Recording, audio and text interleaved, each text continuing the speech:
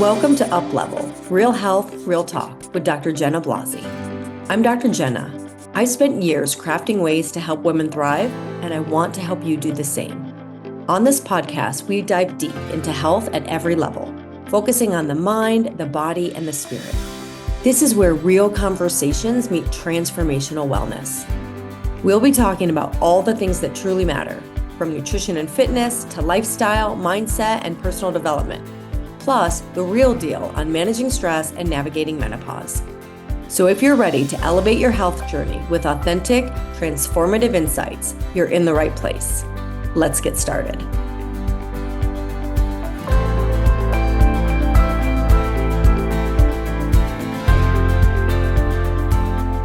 Hi, welcome back to Up Level. I am Dr. Jenna, and today we are going to dive into why sleep is so important and the impacts of being sleep deprived. I have a separate episode on sleep where we talk about a lot of the things that we can do to improve our sleep and some of the effects, but I really want to go deeper and look at how impactful it is and how important it is to get a good night's sleep. What is a good night's sleep? And what does sleep deprivation do to our health, to our longevity, and to our metabolism? I've done a few sessions and episodes now on our metabolism and the various things that impact our metabolism, and sleep is a huge one.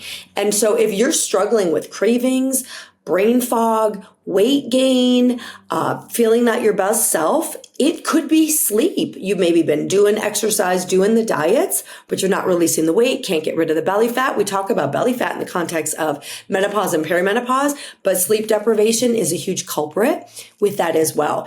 And this is such an important topic because, quick stat, 1 in 3 adults don't get enough sleep. So this is kind of a low-hanging fruit, if you will, as is for me, all of the pillars. When I say, let's pick one, but it affects our metabolism, our hormones, and our long-term health 100%. So how much sleep do we really need? Most studies have shown between 7 and 9 hours. And if we're getting below 7, we're starting to see negative effects and negative impacts from not having enough sleep. And so many of us might be just functioning, but are we actually well rested? And there's a big difference. And so sleep debt has a cumulative impact, negative impact on our energy, our focus, our performance, and ultimately our weight and our metabolism as well. So let's dive into what sleep deprivation, which I'm going to define as under 7 hours. If ideal is 7 to 9 hours, then the studies have shown if we're getting less than 7, we're having these negative effects. And I'll talk about this later, but we can't just play catch up. You can't get 5 or 6 hours all week and sleep 10 or 12 on the weekends and think that evens out the bank account, because it doesn't actually work that way. We can't bank our sleep and, make up for it and then deprive ourselves. And obviously there's a lot of things that affect this, such as our age. We need more sleep and less sleep at different times of life. Kids need more than 7 to 9 hours when they're younger, and our stress level, et cetera, et cetera. But in general, 7 to 9 hours seems to be the sweet spot for most people. And I know, not since menopause, before menopause, if I would let myself sleep, my body wanted 9 hours. I functioned best on 9 hours. I could do well with less. And that's the thing, is we're used to getting by. But when you actually start getting the amount of sleep that leaves you well rested, you start to notice what a difference it makes. In fact, when I was in naturopathic medical school, I was meditating and studying and I was so committed to what I needed to do that there was a period of time where I was getting 4 hours of sleep, and I was quote unquote getting away with it. But I started getting a rash under my eyes. I was like, oh my gosh. Anyway. And so I decided I really needed to prioritize my sleep. Sometimes at the expense of my meditation, sometimes just cutting myself off from studying. And I couldn't believe how much easier it was for me to focus, how much more accessible my memory was, my energy, because again, I was getting by, I was functioning. But when I got enough sleep, I really noticed how much higher level and smoother that was. So one of the main things that's important to, I know a lot of you, my listeners, is the hormone disruption that comes from lack of sleep. Lack of sleep is going to mess with our cortisol, often leading to more stress. It adversely affects our circadian rhythm. So more stress, insulin resistance, blood sugar dysregulation, belly fat storage. And those are some of the effects of increased cortisol that sleep deprivation causes. Another big one when we talk about metabolism is it is affecting our leptin and our ghrelin. And so leptin drops. Leptin is the hormone that lowers our appetite. The way I remember that is leptin, L, lowers our appetite, right? So we're less hungry. And ghrelin, I'm not 100% sure I'm pronouncing that correctly. And ghrelin, I think of like gremlin, it increases our appetite. Think of the gremlins, I'm so hungry. And so when we're sleep deprived, our leptin drops and our ghrelin spikes. And so it's a double whammy because the hormone that keeps our appetite lower is lower, so we're hungrier. And the hormone that increases our appetite is higher, it spikes, so we're even hungrier. So we're constantly hungry. We're constantly hungry. More cravings, and especially for sugar and for carbs. So it actually leads not only to more hunger, but consumption of less healthy foods. Growth hormone also declines with sleep deprivation. So we have slower muscle recovery, which is incredibly important in the second phase of our life, and aging, worse aging effects. And then there's testosterone and estrogen imbalances that are caused by sleep deprivation. So this can affect your reproductive health and your libido. I want to talk about high cortisol briefly before we move on to metabolism and how that affects weight gain. Just delaying, for example, your bedtime till later. It's so easy, like, oh, I'm tired for bed. And a lot of us get that fatigue and then we push through it. I find I have like 9 to 9:30 or 9 to 10. I have a window where I'm actually starting to get really tired. If I push through it, if I start scrolling, if I do something, then I'm like up till 11, 12. So that we've really got to start to listen to our bodies. And so just delaying your bedtime can lead to high cortisol levels in the middle of the day, rather than just the morning. And I'm not talking about the healthy, yay, I'm up and I'm awake cortisol. So leads to higher cortisol in the middle of the day, and sustained levels of high cortisol from stress, from sleep deprivation, can lead to more insulin in the blood. And this promotes the accumulation of belly fat, has the potential to lead to prediabetes, type 2 diabetes, other metabolic disorders. And so there's the health effects, and also the increase in cortisol levels during the day can prolong our feelings of stress, increase our food cravings, and further add to this loop of insomnia. And now we're having a recurrent cyclical pattern that is not our natural and normal circadian rhythm. All of this can lead to metabolism and weight gain issues. So when we have sleep deprivation, we have slower metabolism and higher fat storage with chronic sleep loss. For all of these reasons, the insulin, the cortisol, the cravings, the hunger, we're not eating as healthy. We may be less inclined to exercise because we're tired. And some studies have shown that we have I think it's a 9% increase in abdominal fat, but 11% increase in abdominal visceral fat, which is not the fat we want to be increasing. And that's the fat that's already increasing in menopause, that abdominal visceral fat. So when they looked at sleep deprivation, there was an 11% increase in the abdominal visceral fat. And that's deposited deep into the abdomen. And it's strongly linked to cardiac issues, so cardiac diseases, metabolic diseases.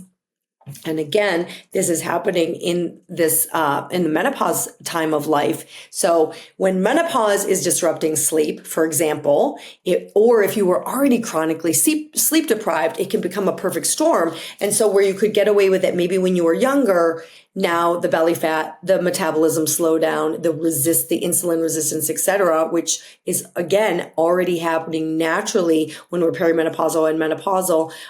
It starts to compound the effects. So I talked a little bit briefly about the food cravings. Sleep deprived people are 2 times more likely to overeat, and they are more likely to crave the high sugar, high processed foods. And so poor sleep also impacts our decision making, makes it harder to resist unhealthy foods. It also adversely affects our brain function and our mood. When we sleep, the proper amount of time, restorative sleep, we are clearing toxins from the brain. We're improving memory. We're improving focus. That's my naturopathic school example. I have a pretty good memory naturally. I'm able to focus pretty well. So I was getting by, but I wasn't really. And when I started sleeping, the difference was huge in my memory, my focus, my alertness, as opposed to pushing through class to stay awake. So lack of sleep can lead to brain fog, mood swings, and even depression. Now, for those of you who've been listening to my episodes on menopause and perimenopause, you can see, again, it's like, oh my gosh, some of this is already happening from the drop in estrogen, from the change in hormones with perimenopause and menopause. And now if I'm sleep deprived on top of it, we're getting more brain fog, more mood swings, more depression triggers, more fat loss resistance, etc. And this is also why if sleep disturbance is one of your menopausal symptoms, it's really important to address it because the impacts are huge.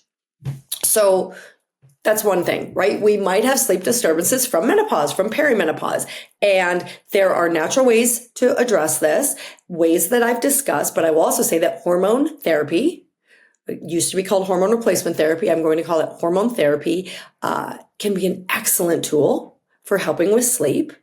And it's indicated in most women. There's a blanket idea that most women can't take hormones and only a few can. And the narrative on this is starting to change, but it's really the opposite. Most women can take hormones. And even if they can't take estrogen, they can probably take progesterone, which has an oral sedative effect and can greatly help with sleep.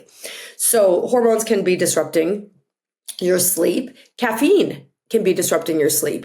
So caffeine blocks adenosine, which is a sleep-inducing neurotransmitter, and it can impact your sleep for 6 to 10 hours. And so most of the guidelines say the best cutoff time for caffeine is at least 6 hours before bed. But remember, there are slow metabolizers and fast metabolizers. Like I've always been a slow metabolizer. And my genetics have shown this as well, but I knew it before my genetics showed it. I'm a slow metabolizer of caffeine. My husband, he could drink a cup of coffee at 12 o'clock at night and go to bed. Now, it's not to say that that's a good idea because it is adversely affecting us, even if we don't feel it. But for me, past like 12 noon, I'm not sleeping. At least when I lived in France, I was an exchange student in France, and it took me way too long to figure out that their coffee was so strong and I was drinking so much of it in the morning that if I drink past 11 or 12 noon, I could not fall asleep. And once I discovered that, it was very helpful. I was also eating a lot of chocolate, which can provide unexpected sources of caffeine. So the best cutoff time for most cutoff time is 6 hours before bed, but it still could disrupt your sleep, especially if you're a slow metabolizer. Your body could wake up wanting that next caffeine hit in the middle of the night. So just something to become aware of. And so hormones, caffeine, another sleep disruptor is late night eating. Now this adversely affects our sleep and our digestion. So kind of a double whammy. Large meals close to bedtime, acid reflux, bloating, blood sugar issues that might lead to you waking in the middle of the night. So the best timing for dinner is 3 to 4 hours before bed.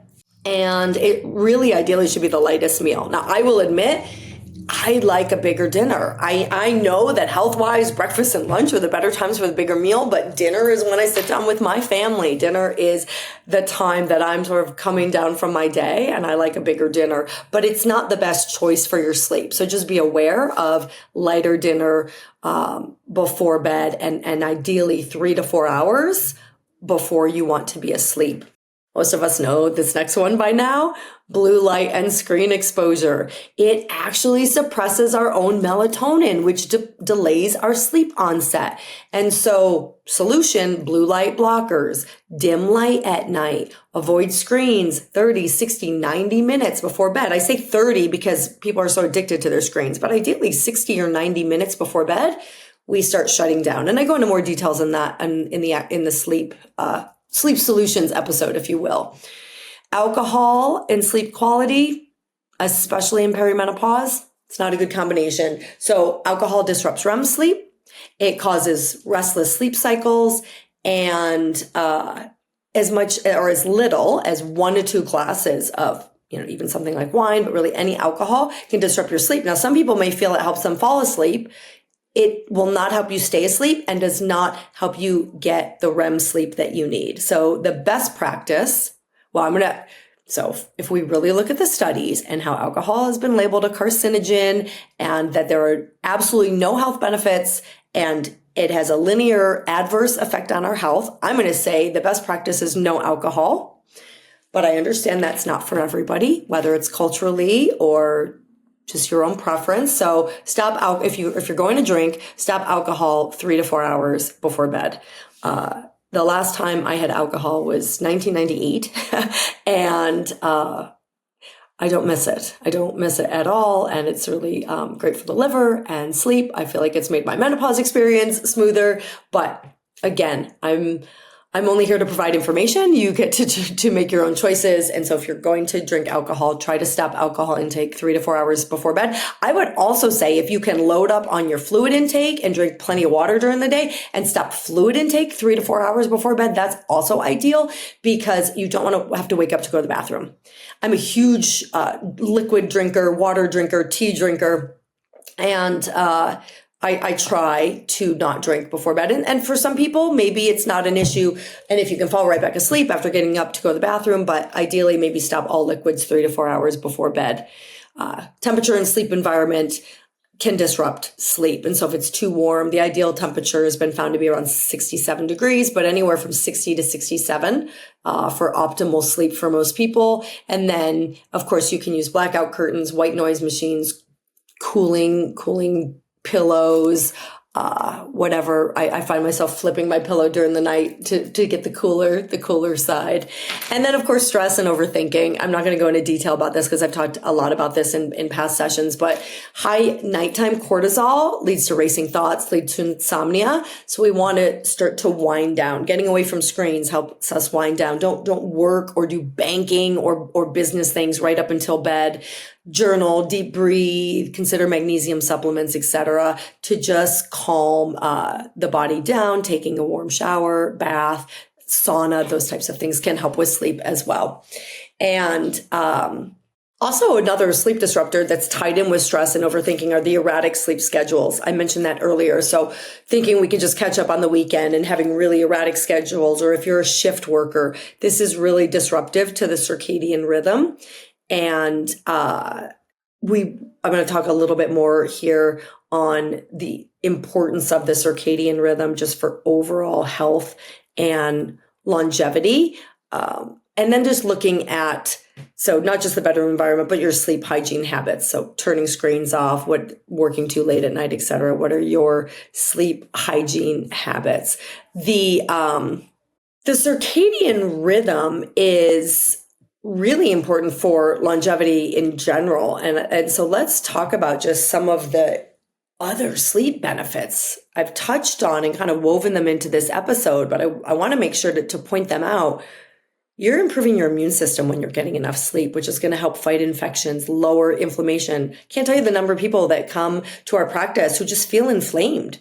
They're like, I'm so inflamed. My joints hurt. I'm bloated. I just feel inflamed. So we're going to improve this with enough sleep. Heart health. So getting enough sleep regulates our blood pressure, reduces our stroke risk. And if you're menopausal or perimenopausal, you know that our risk for heart disease increases dramatically in this time of life. We start to even out with heart disease risk with men. And so it's really important for our heart health that we get enough sleep. Our gut health, getting enough sleep supports the microbiome, prevents bloating, prevents leaky gut, as it's called, or intestinal hyperpermeability. It also promotes cell repair, reduces wrinkles, so it's good for longevity, for anti-aging. And melatonin, which is, I'm going to get into the circadian rhythm and how we want to reset that. That's that sleep cycle of your normal cortisol rising in the morning, lowering in the evening, melatonin being higher in the evening so that we get sleepy, helps with cancer prevention. And so the benefits of sleep go on and on. We really want to look at making sleep a priority. Stick to a consistent sleep schedule. So let's let me title what I'm about to get into. Let's go into what you can actually do. How can you improve your sleep? And again, I have another episode on this where I go deeper into this, but reset your circadian rhythms, sticking to a consistent sleep schedule, sleep-wake schedule, even on the weekends, being consistent with that. Get natural light exposure in the morning to regulate your own melatonin. So, this is important. So just like at night, we want dim lights, candle light, the light coming in from a window, from a street light outside, from the lights that we're exposed to when we go in the bathroom to brush our teeth or whatever it is, can suppress our own natural melatonin up to, I think, 50% or so. So at night, dim, calm, winding down for sleep. In the morning, let your eyes be exposed to natural sunlight, ideally without sunglasses, so nothing blocking them. So definitely without sunglasses, but ideally without contacts, if you wear contacts or glasses, to go out and let the light hit the eyes, signaling the brain, and it actually helps your cortisol regulation throughout the day, naturally raises your cortisol in a healthy way in the morning, that you feel alert. That initial exposure of the eyes to the light, preferably outside, but even just opening the blinds, letting the light come in and hit the eyes,